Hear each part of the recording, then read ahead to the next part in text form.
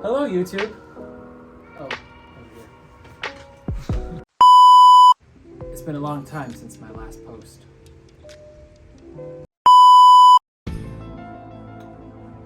Well, look who came into the lair. The music lair, that is. Man, I don't really know where I was going with that one.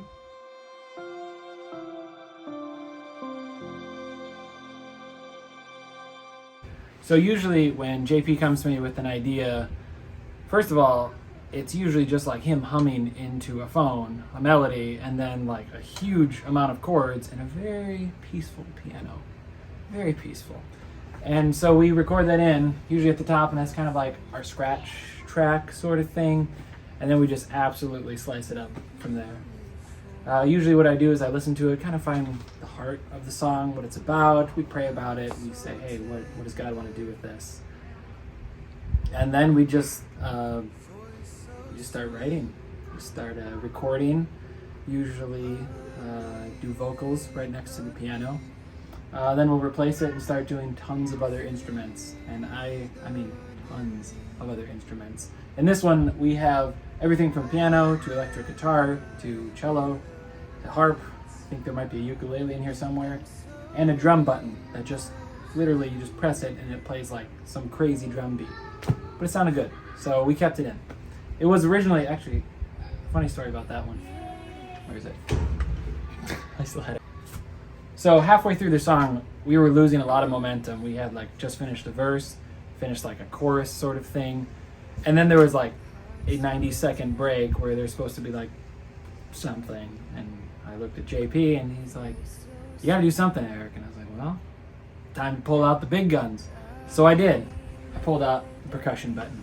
And all I did, literally for like 90 seconds of it, I just held down this button. And it really worked. We kept that, maybe not the whole 90 seconds, but we kept that at least half the way. And then I ended up writing a bunch of orchestrations around it because that's what I love to do. A lot of people ask me, and by a lot of people, I mean mainly the producers that I work with, who look at me kind of sideways when they hear what I first give them. They say, well, what have you been listening to? And I say, probably not the same things you have. Because most of the things I listen to are like cinematic film scores. That's maybe some lo-fi here and there, but that's about all I listen to. So when I came to write this project, the vocabulary I was using was like an orchestra. We got horns, we got woodwinds, we got strings, big orchestral percussion, taikos, bass drums, that sort of stuff. It's a lot of fun. So that's kind of my whole background is from, I was classically trained as a piano player. And I played in some jazz bands in college, and then I scored tons and tons of short films in college and a little after college. And I just kept writing. Usually, most of my work is for like film or commercial. So writing songs is super different, but I don't know, I think it's kind of fun. It's nice to be able to sing with more voices than just piano, bass, guitar, drums. That's what everybody's doing. But I think if we're making a worship song to give to God, I think we can give him more than just 4 or 5 instruments. Why not an 80-piece orchestra? That's literally, what's the math on that? 16 times better. You can check my math later. I'm not 100% on that one. So I thought the producer, when he first came to me with this song, or we did a different song first, but I was like, man, are you okay?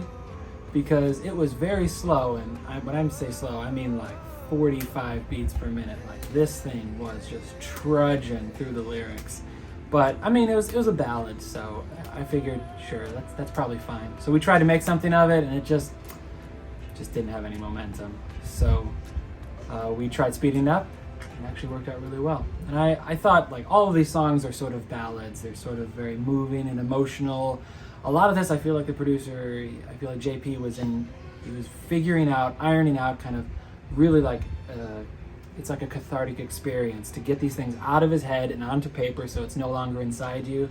I'm sure he's not the only one that's ever done that. I do that all the time. It's just nice to get those things out of your head, these thoughts that swirl around and all these other slow, deep thoughts that have been mentally just like festering there for years or months or whatever it is. It's really cool to get those out and like speak them out, and then we can move on to the next phase and like of your even your mental journey, your spiritual journey. I don't know. It feels like an uphill spiritual journey. It's not like these sort of songs. It's not like some you hear like a Christian song and you're like, man, there's a lot of joy in that. This is like, yeah, there's joy, but it's not the type of joy that's like peppy and makes you want to dance. It's the kind that makes you like believe in goodness, even though things are a little dark. That kind of joy.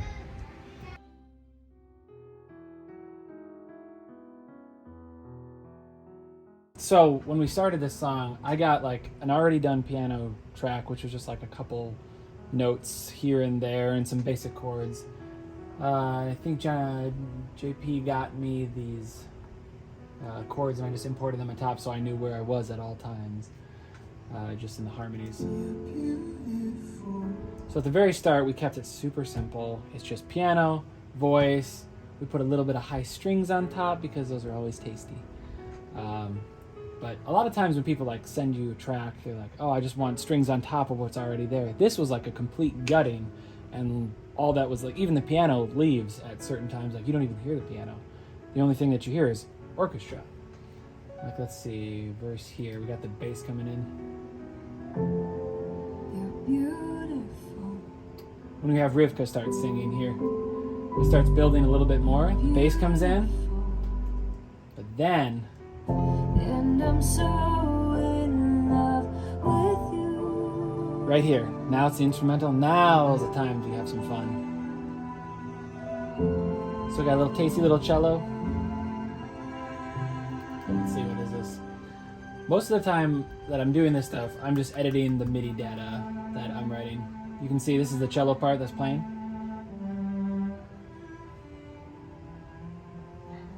In context. I totally put a ukulele in here. So right in that section, I wanted something that would drive. And I'm very terrible at guitar. So I faked a ukulele. Fake-a-lele? Sorry. A lot of the times, the harmonies that we have up here, I will just play those outlined in like a string section, a string pad, and then I break them out into actual string sounds: violin, viola, cello, double bass. You are the hope.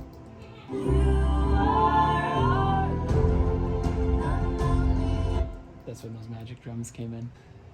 Jonathan asked if we can get something a little like a beat there. So that's when I used the one note drum. And that's what actually ended up staying in there for, how long was this? Maybe like 30, 45 seconds. It's pretty fun. I had totally added more layers after with stuff here and tons of layers going on after that, but it was pretty fun. It's pretty funny that we had the whole like demo sent with just one note of like a drum loop sent that a lot of it actually stayed in. I totally snuck some flutes in here when he wasn't looking. Listen to this. Now wait for it.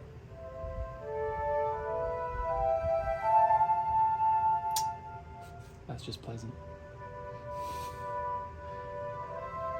That part's not actually that great. There it is. Okay, so it drops out here where I put a little halfway thing.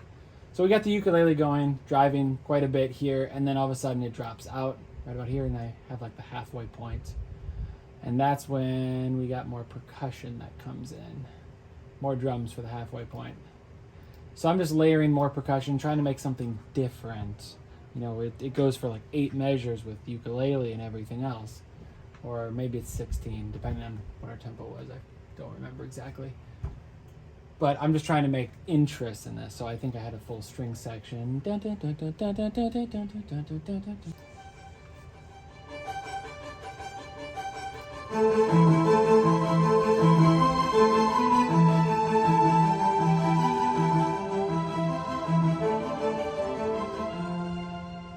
And then it goes back into strumming. It goes right back into the ukulele. No, here.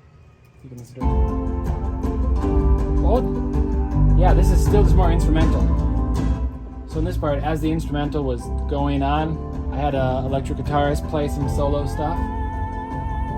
little vocal riff in here. But then, after like 8 measures of this, it starts to get a little stale. So because maybe I'm a little ADD with this, I was like, we gotta do something different. So everything drops out except for a drum beat, some woes, got some high strings kind of floating up on top. Listen to these.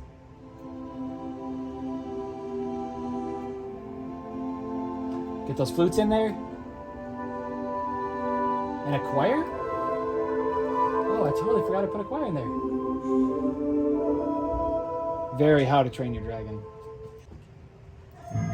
Oh my gosh, I have to talk about this part. So we had like a breakdown here where we were going to do the chorus one last time, and I think Jonathan had the song go from 4/4 to 5/4 to 6/4. I was like, man, I don't even know how to count that. Like, I haven't had a hard enough time with the math here. So instead, what we did there, we took like this 4/4. I think it's right here. Yeah, it's a 4/4 pattern. Then we go back to a 4/4 chorus, then 5/4. I just had like 8 measures that there was nothing there, and I had just finished all of my ideas with those strings and those flutes and the choirs going. And so what I did, I wrote a little suite. Little string action here, and I really love the triangle. It just really brings it right just all together. Have a listen.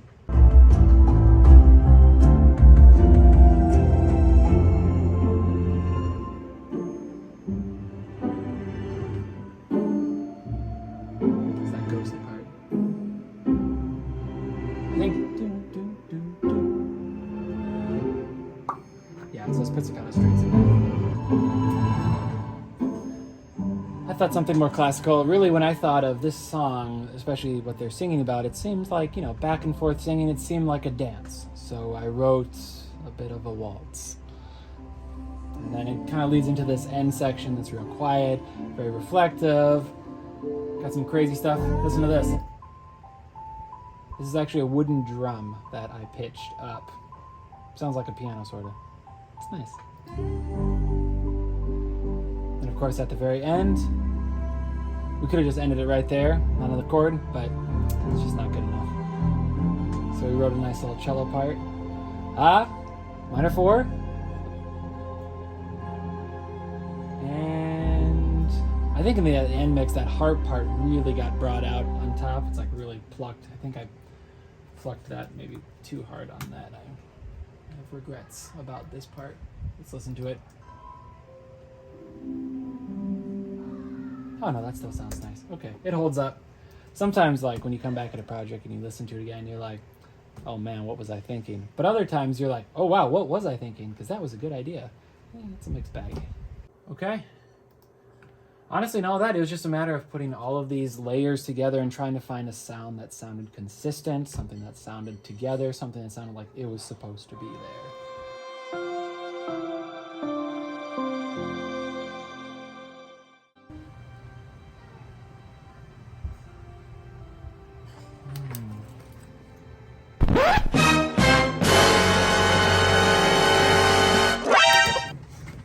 No, don't. We don't need that.